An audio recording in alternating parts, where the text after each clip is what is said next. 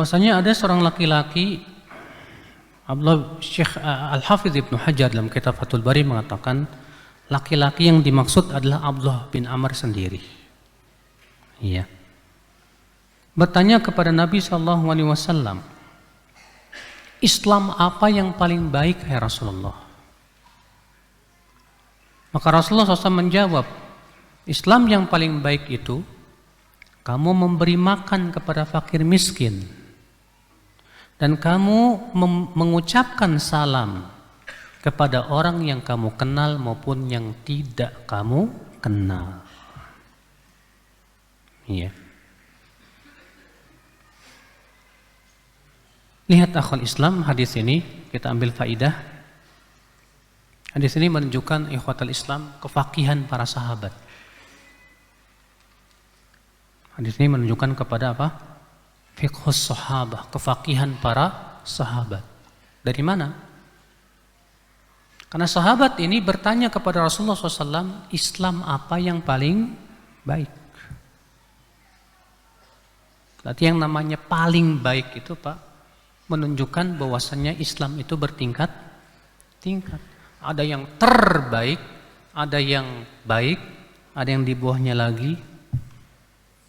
Ternyata sahabat ini bertanya, hai Rasulullah, Islam apa yang paling baik? Ini penting, pertanyaan kayak gini penting banget.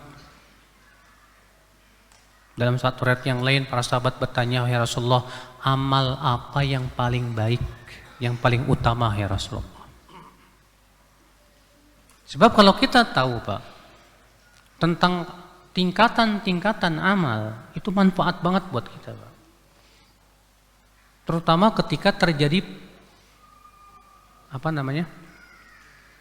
kita dihadapkan harus memilih salah satu amal dan tidak mungkin melakukan duanya.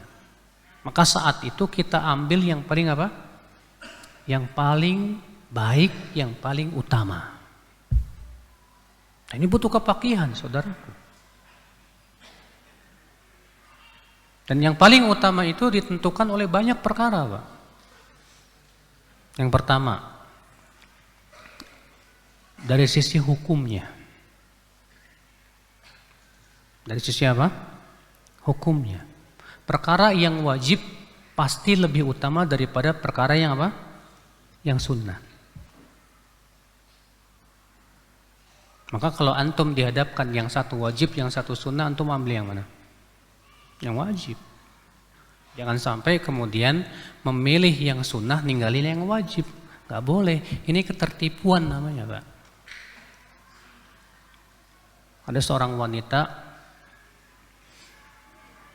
pernah mengadu ke saya dan berkata, Ustadz, saya ini kesal banget sama suami saya, Ustadz. Kenapa, Bu? Saya kalau lagi baca zikir pagi petang, suami saya selalu godain saya terus.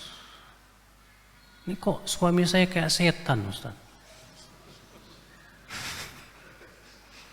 Saya bilang, Bu, saya boleh bertanya sama Ibu? Melayani suami hukumnya apa? Wajib. Oke.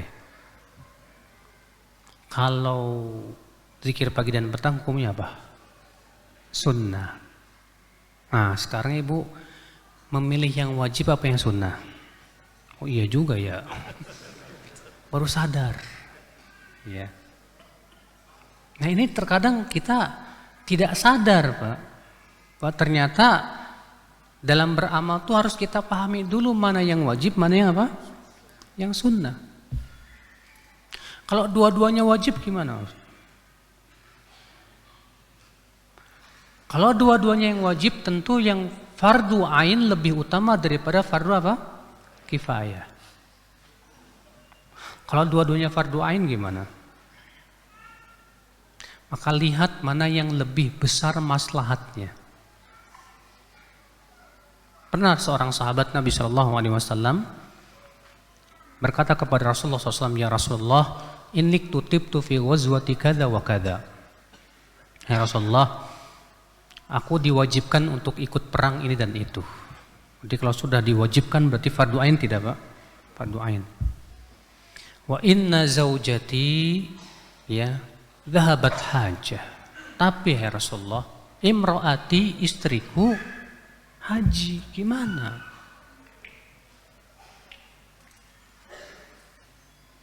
Sementara kan yang namanya istri nggak boleh pergi tanpa mahram. Lihat Rasulullah SAW memilihkan. Apa kata Rasulullah? Idhab wa hujja ma'amratik. Pergi kamu. Berhajilah kamu bersama istrimu. Ini orang dihadapkan pada dua perkara yang wajib, Pak. Antara ikut perang atau menemani istri apa?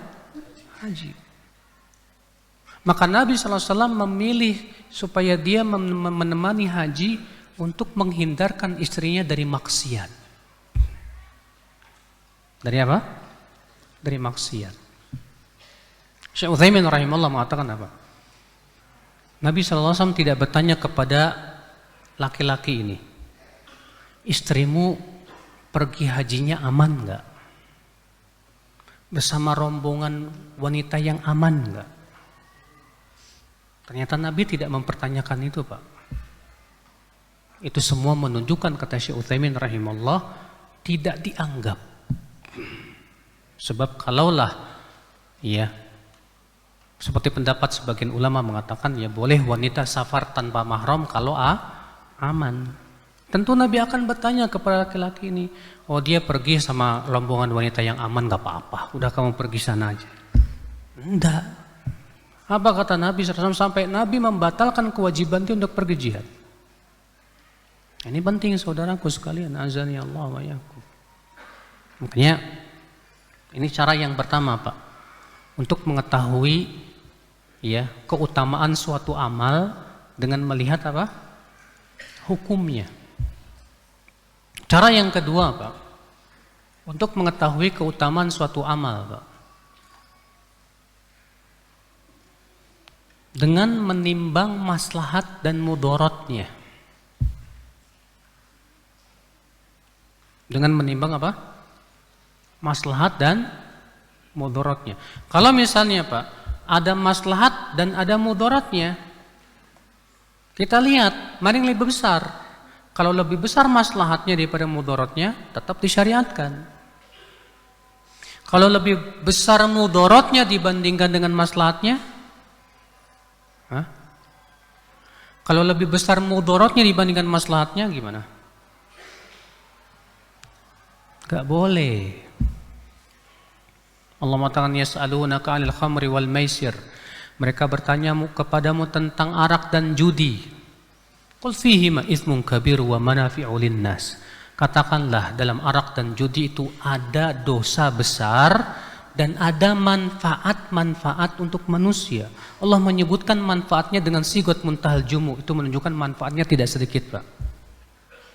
Lalu Allah mengatakan apa? Wa itsmuhuma akbaru min naf'ihima. Tapi dosanya lebih besar daripada manfaatnya. Diharamkan tidak, Pak? Diharamkan. Berarti kalau mudaratnya jauh lebih besar daripada manfaatnya, haram. Nah, kalau dua-duanya manfaat dan harus kita ngambil salah satunya, ambil yang paling besar manfaatnya. Kalau dua-duanya mudarat dan kita harus mengambil salah satunya, tinggalkan mudarat yang lebih besar.